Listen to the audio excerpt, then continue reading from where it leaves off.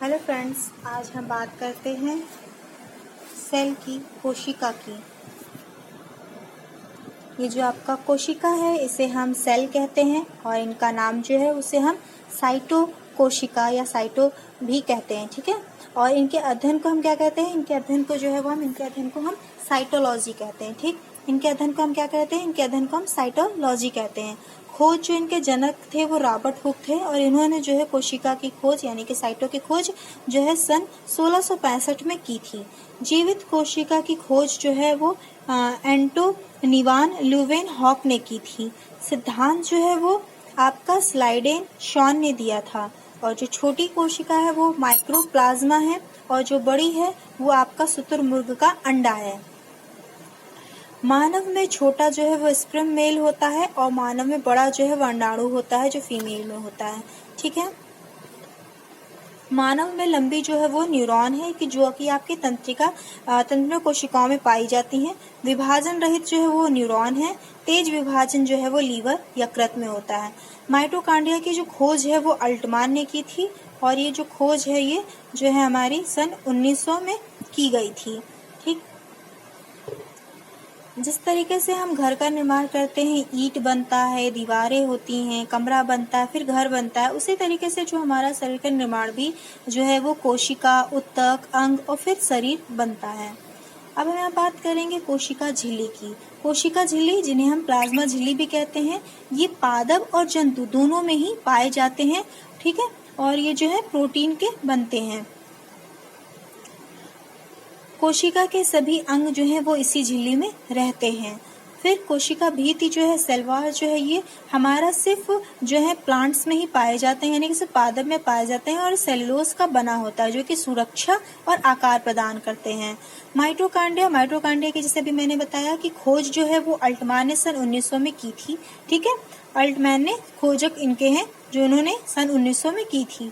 श्वसन इनमें होता है और क्रेब्स, एक साइकिल चलती है जिसे हम क्रेब्स कहते हैं। श्वसन की साइकिल को हम क्रेब्स कहते हैं। ठीक है, और इस प्रक्रिया के द्वारा जो है इसमें 38 आपके एटीपी का निर्माण होता है। ठीक, जो कि ग्लूकोज फॉर्म में हमें ऊर्जा देते हैं।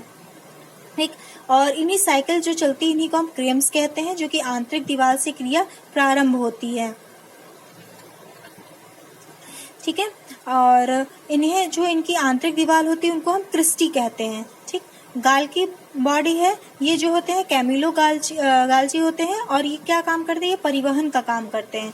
ठीक, रसधानियां होती हैं, रसधानियां जल संग्रह का कार्य करती हैं और जो कोशिकाओं में जो ऐसे रिक्त स्थान होते हैं इन्हीं को ही हम रसधानियां कहते हैं।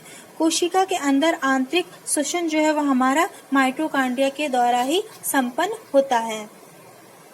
तारक काय या सेंट्रोसोम है। सेंट्रोसोम जो है इनका जो बोबरी होती है, इनका काम क्या होता है? इनका काम जो होता है कोशिका का विभाजन और पूर्ण निर्माण। ठीक है, कोशिका का विभाजन और निर्माण में हमारा सेंट्रोसोम या तारक काय जो अपनी भूमिका निभाता है।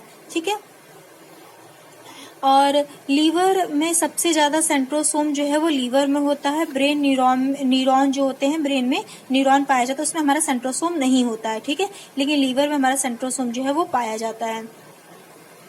अंतः प्रदत्त जालिका जो है ये इंडोप्लाज्मिक रेटिकुलम जो है, जिन्हें ये है कोशिका को मजबूत बनाते हैं। ठीक है, आंतरिक जो है ये मजबूती प्रदान करते हैं आंतरिक अंकार, आंतरिक सहायता के द्वारा। और जब हम इनमें इनको हम पढ़ेंगे ये जो ER और हमारे होते हैं ER रफ और ER स्मूथ, तो जो ER रफ जो होते हैं ये हमारे प्रोटीन का निर्माण करते हैं और ER स्मूथ जो होते हैं वो हमारे वसा का निर्माण करते हैं। ठीक है, आप इसे ऐसे भी याद कर सकते हैं कि स्मूथ है, वसा वैसे भी ऑयली होता है तो वो वसा का निर्माण करता है और ER रफ जो है वो हमारा प्रोटीन का निर्माण करता है।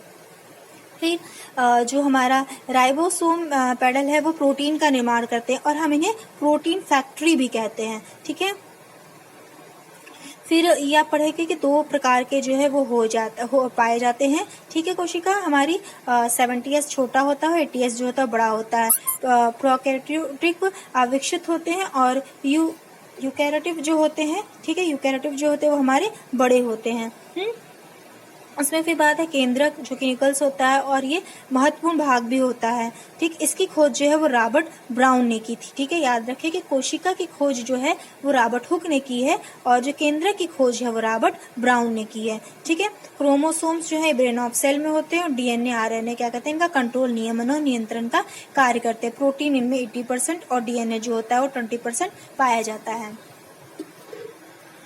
लाइसोसोम जो है वो क्या है, लाइसोसोम की खोज जो है वो डी दुबे ने की है और इनका काम जो होता है वो ये जल अपघटन एंजाइम का कार्य करते हैं। ठीक है, और जल अपघटन करते हैं। जल अपघटन के लिए इनमें जो है हाइड्रोक्लोरिक एंजाइम भी पाई जाती है और इसे हम आत्महत्या की थैली या जो है हम सुसाइड बैग भी कहते हैं। ठीक है, कार्य इनका क्या होता है, जीवाणुओं को मारना और एकत्र करना, जिससे कि और जो दूसरे बीमारियां हैं वो नहीं होती हैं और हमारे बॉडी में रक्षात्मक का कार्य करते हैं। ठीक है, और ठीक है, तो यही है कि कोशिका क्या करता है, कोशिका पाचन करता है और इसे हम जो है सुसाइड बैग भी कहते हैं। और आरबीसी में जो है लाइसोसोम जो है वो नहीं होता है। ठीक है, याद रखें कि आरबीसी जो है आपका, ठीक है, इस आरबीसी जो है इसमें आपका लाइसोसोम नहीं पाया जाता है। यह तिल्ली में जो है डायरेक्टली इसमें चला जाता है। ठीक, जीव द्रव की हम बात करेंगे प्रोटोप्लाज्म की, तो प्रोटोप्लाज्म जो है वो हमारा 80% जो है इसमें जल होता है और ये दो भाग में होते हैं, कोशिका द्रव जिसे हम साइटोप्लाज्म कहते हैं। ठीक है, कोशिका को हमने बताया कि भाई हम कोशिका को साइटो भी कहते थे और इसके अध्ययन करने वाले को साइटोलॉजी कहते थे। ठीक है, तो कोशिका द्रव साइटोप्लाज्म है और दूसरा ये जो हमारा होता है ये केंद्रिका द्रव होता है, इसे हम न्यूक्लियोप्लाज्म कहते हैं। ठीक है, न्यूक्लियोप्लाज्म जो है केंद्रिका को सूखने के लिए केंद्रिका द्रव से बचाता है। ठीक, इनसे, और उसके बाद जो आपका कोशिका द्रव है साइटोप्लाज्म में कोशिका को कोशिका द्रव से बचाता है सूखने के लिए। ठीक है, तो यही हमारे प्रोटोप्लाज्म जो है जिन्हें हम जीव द्रव कहते हैं, इनमें 80% जो है वो जल पाया जाता है और ये साइटोप्लाज्म यानी कि कोशिका द्रव और न्यूक्लियोप्लाज्म यानी कि केंद्रिका जो द्रव है इनमें होता है। ठीक है, दो भागों में इनको हम डिवाइड करते हैं। उसके बाद हम साइला का पढ़ेंगे तो क्या होते हैं, ये हेयर लाइक स्ट्रक्चर होते हैं, मूवमेंट फीडिंग में पाए जाते हैं, आउटर प्लांट में होते हैं। ठीक है, जंतुओं में पाया जाता है, माइटोकॉन्ड्रिया, नाभिका और गाल की बॉडी में जो है ये पाए जाते हैं। ठीक है, और जब हम लवक की बात करते हैं, ठीक है, तो ये क्या है, पौधों में पाए जाते हैं और ये ओनली प्लांट में पाए जाते हैं। 3 रूप में पाए जाते हैं।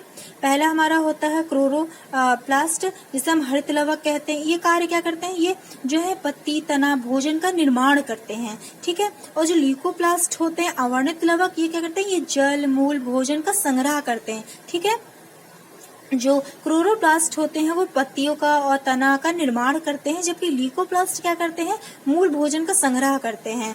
और क्रोमोप्लास्ट जो है ये वर्णित लवक होते हैं, ये हमें रंग प्रदान करते हैं, जैसे कैरोटीन, गाजर जिसके कारण जो है हल्का सा पीला ऑरेंज में होता है, चुकंदर, ठीक है, जिसे ये चुकंदर का रंग प्रदान करता है, लाइकोपिन लाल कलर प्रदान करता है जो हमारे टमाटर का होता है, जैंथोफिन भूरा बैगनी सफेद पाया जाता है। ठीक है, इस तरीके से। और फिर हम पढ़ेंगे गुणसूत्र जो हमारे क्रोमोसोम्स हैं। ठीक, ये जो है केंद्रक में उपस्थित होते हैं, डीएनए, आरएनए और जो है जेनेटिक अनुवांशिक होते हैं। मानव में आपने पढ़ा होगा कि टोटल गुणसूत्र जो है वो आपके 46 पाए जाते हैं और ये 23 जोड़ों में पाए जाते हैं। अगर पूछते हैं कि मानव में क्रोमोसोम्स की संख्या कितनी होती है तो आप बताएंगे 46 होती है, लेकिन जब जोड़े में पूछते हैं, एक जैसे जोड़े में पूछते हैं तो 23 जोड़े होते हैं और जब एक असमान पूछते हैं तो 22 हो जाएगा। ठीक है, तो मेल में जो है वो 22+2 होते हैं, एक्स और वाई होते हैं। फीमेल में जो है वो हमारे 40+2 होते हैं। ठीक, XX होते हैं। तो अगर आप देखेंगे कि मेल में जो है वो पाया जाता है X और Y और फीमेल में पाया जाता है X और X। ठीक है, तो इस तरीके से जो है X और X जो होगा आपका फीमेल और X और Y जो होगा वो आपका जो है X